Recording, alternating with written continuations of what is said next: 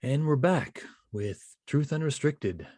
I'm not sure what episode number this will be, but we are back, Spencer and Jeff, tonight, and we are going to go through intuition and common sense. Just a note before we start, we do have an email address for anyone to let us know all the things they don't like.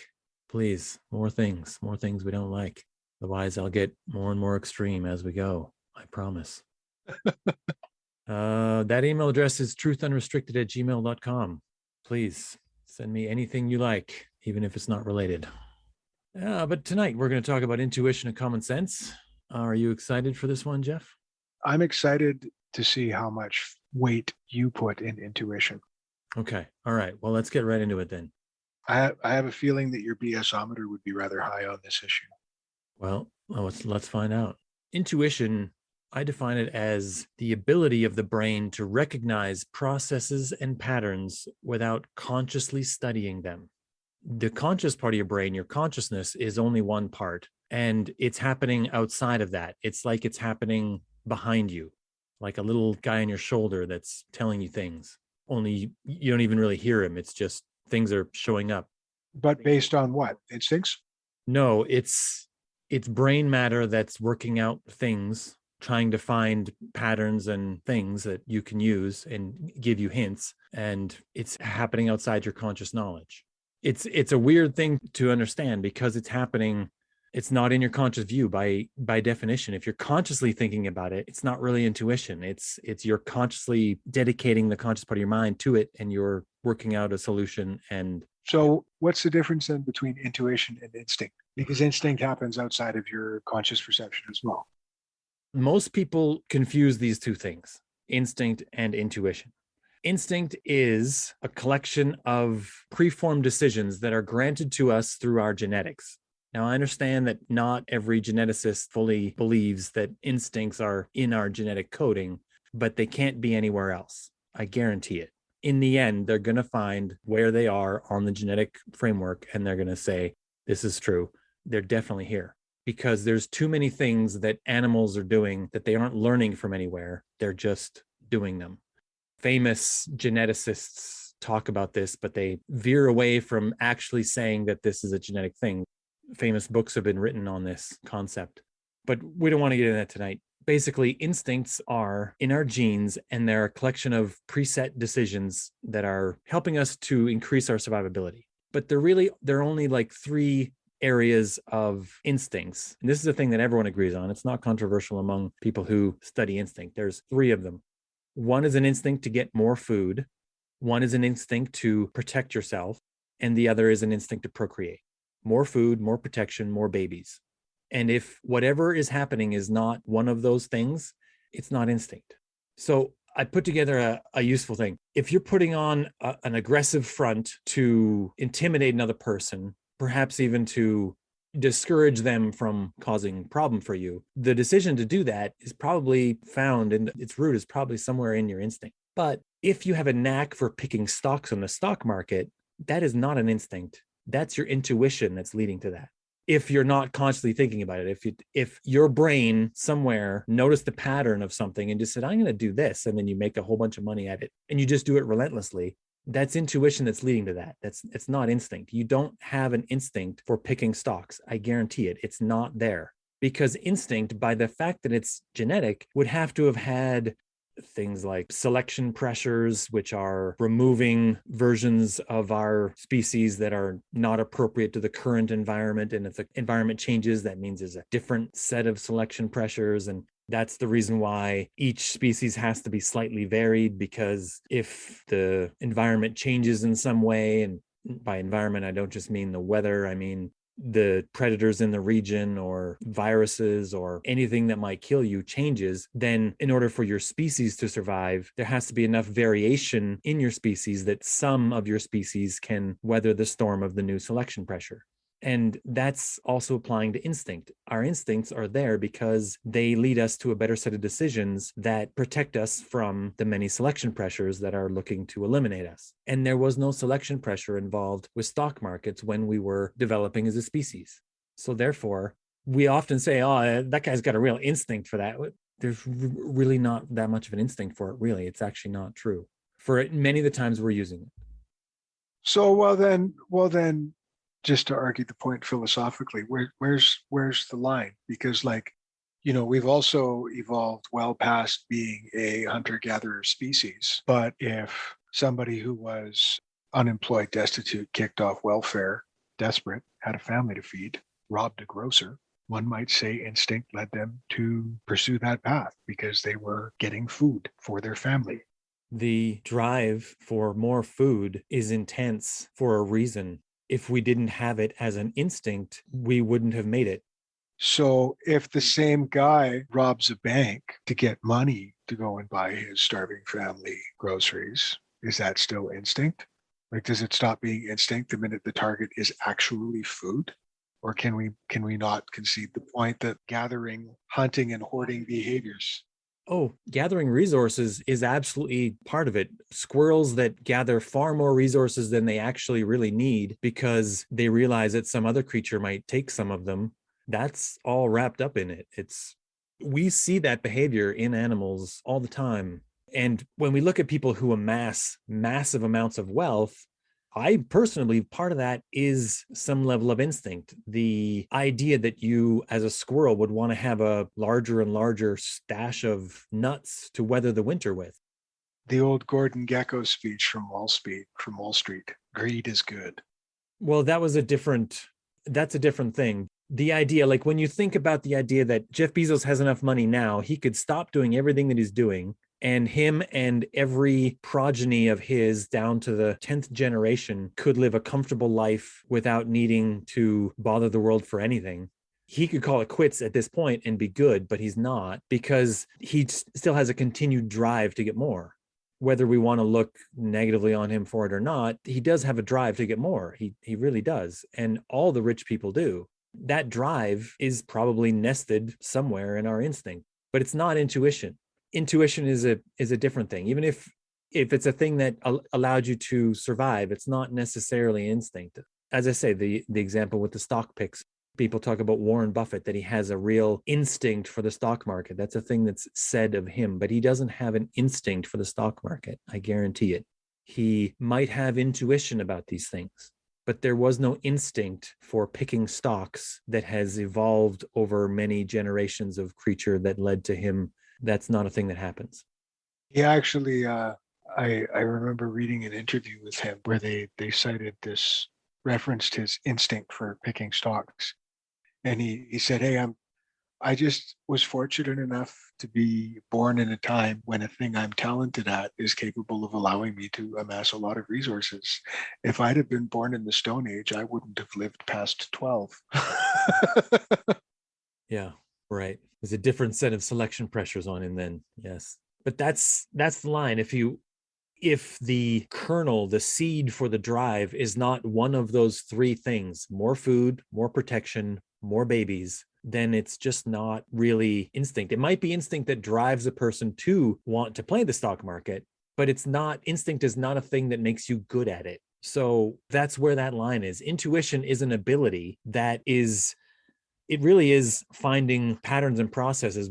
When you're really thinking about your own movements in your own life, you might even find yourself doing things, and then you stop and you think about having done those things, and you think, why did I do that particular way? This happens a lot with the simplest of things. Here's an example. The route that you drive to get to the grocer and back.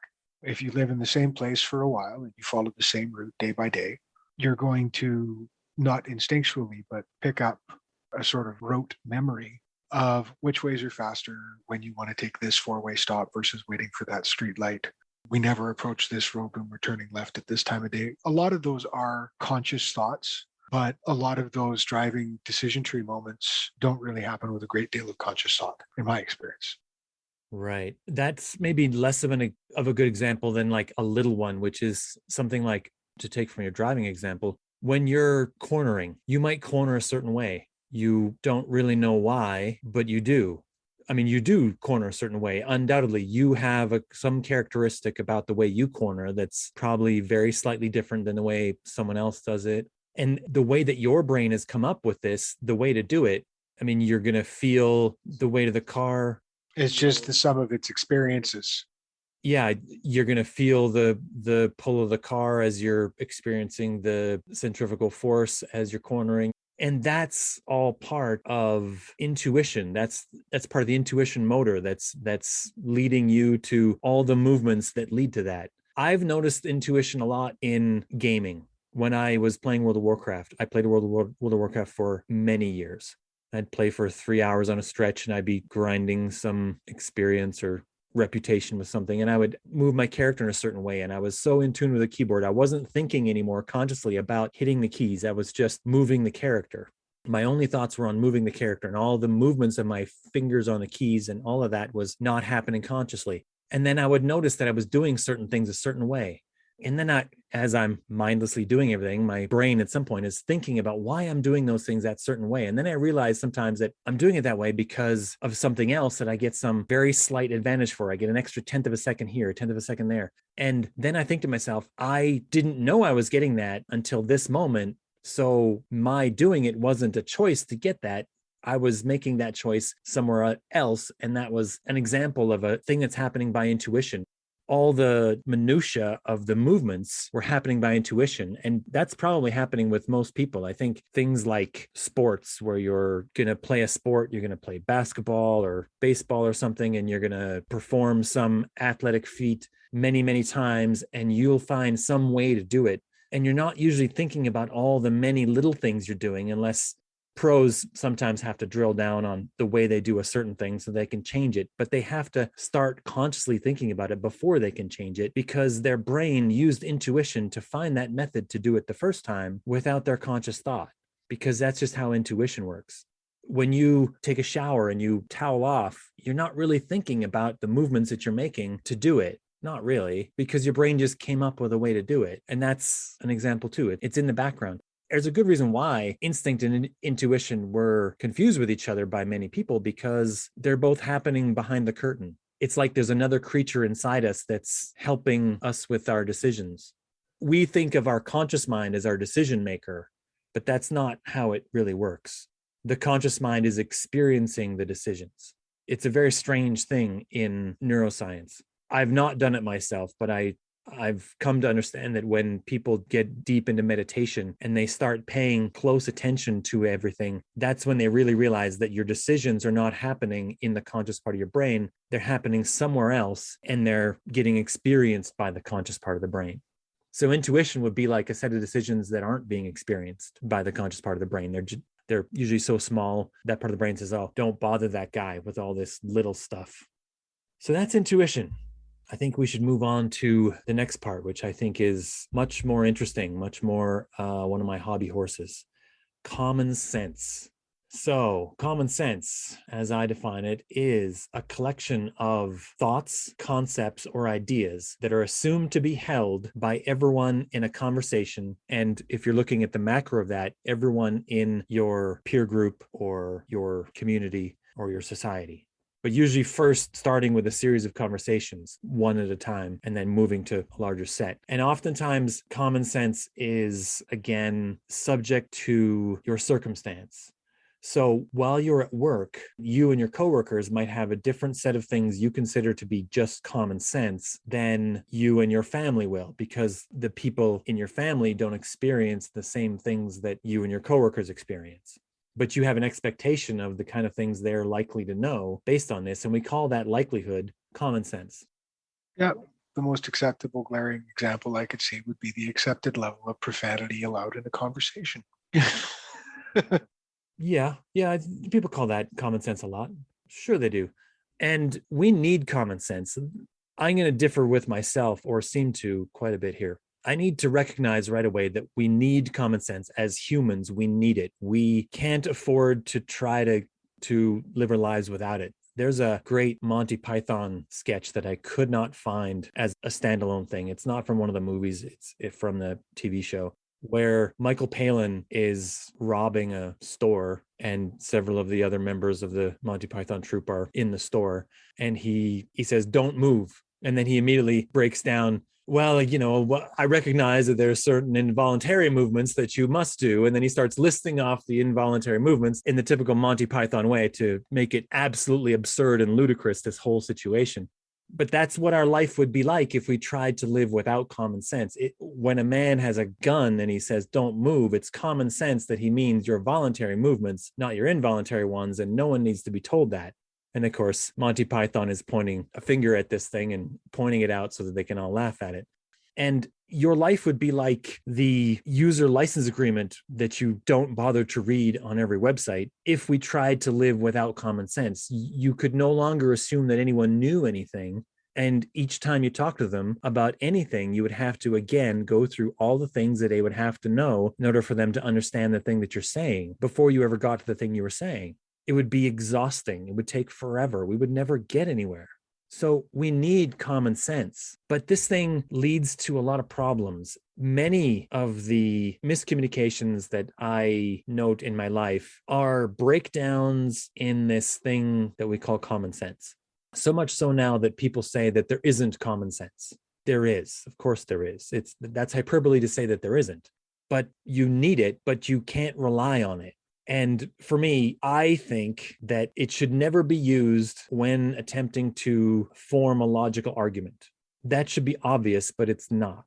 So many people say, well, that's true just because, it's common sense that that's true. If someone is trying to form a cogent argument or trying to convince you of something, and then they say it's just common sense, they're saying that because they don't know the actual reason, or they don't want to have to bother to give you the actual reason, which is probably at the end of the day, they don't know the actual reason. They can't form words that show that that thing is really true. They just slough it off. That's common sense. And by the way, they're also kind of insulting you because they're saying that you didn't get that from common sense. You don't have the same common sense as them. Yeah. And that needs to be not used in our conversations about these sort of more important issues. We need to get away from trying to say it's just common sense. I've been doing a lot of talking tonight. Why don't you say something? What do you feel about common sense?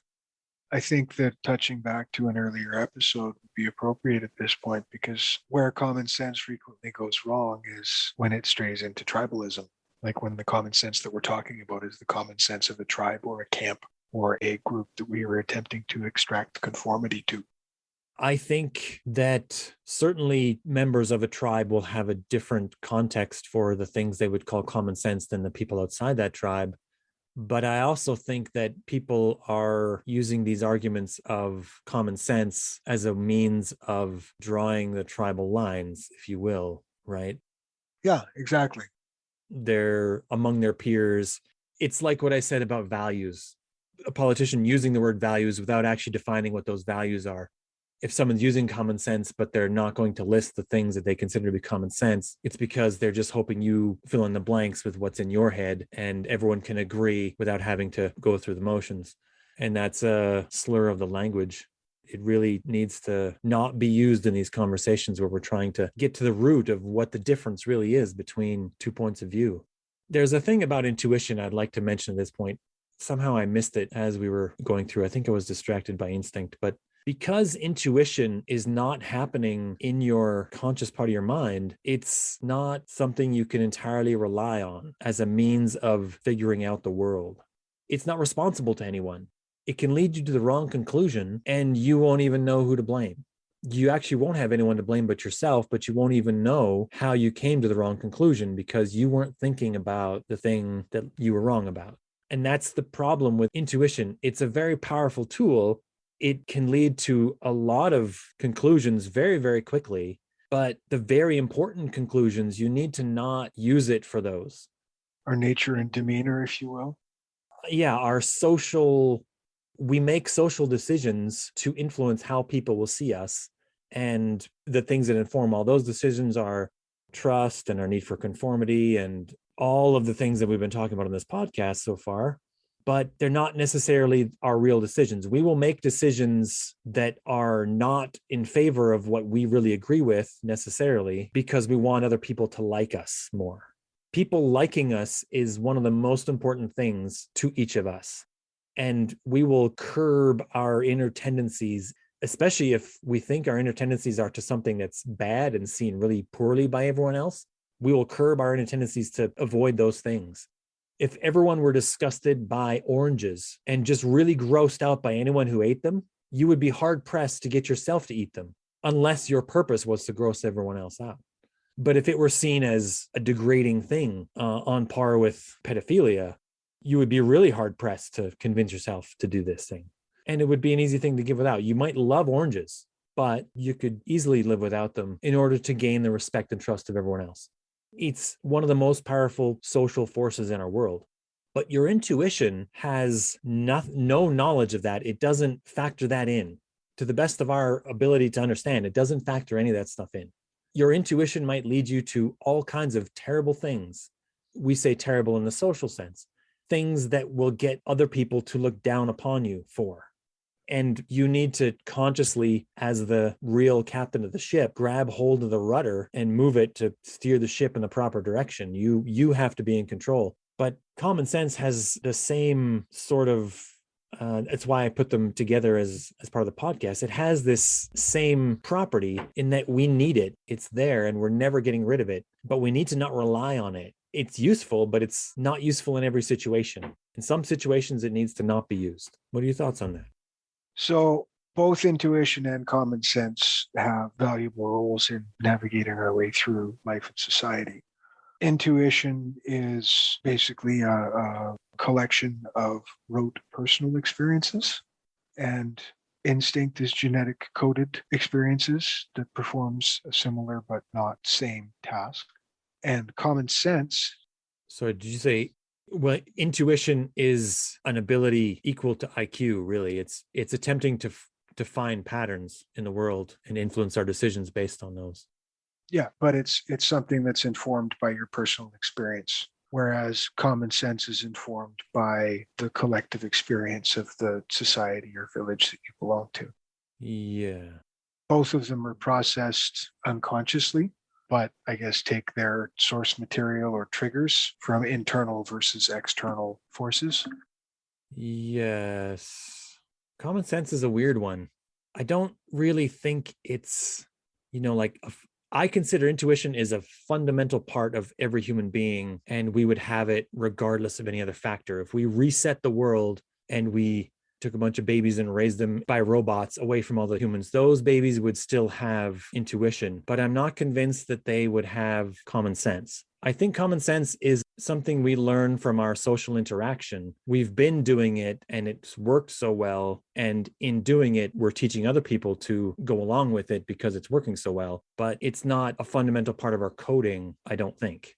I think it's something we learn from other people rather than a thing that we would have regardless. Instinct is another one. We would have it regardless. If we were raised by robots, we would still have all our instincts.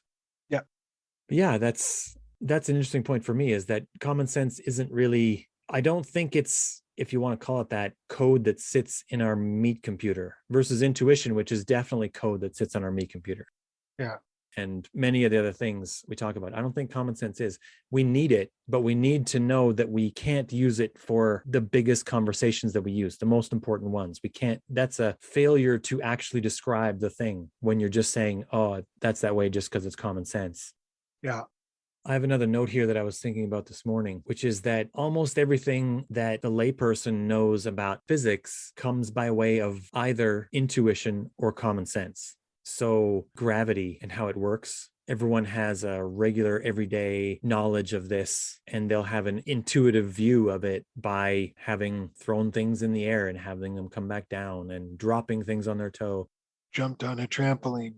That's right. And everything that fell in their life. And everyone knows that you have to plug in the coffee maker before you make it work. And that's just common sense. But most people don't know how it really works. They don't really, they don't remember their lesson in grade 9 science where they learned about Ohm's law. And most people, by and large, don't remember that or know anything about it or care to. Yeah. They know that when they plug it in, and that's common sense. Everyone knows you have to plug it in and then it works. And it makes me a little bit sad that almost no one knows anything about physics. Not really, not consciously. I don't know. I was thinking about that and I was like, well, shrug. What are you going to do about it? Yeah. Yeah. They also feel they don't need to know. So Everyone knows a little bit about friction, but not really about how it really works. Just their hands will get warm when they rub them together.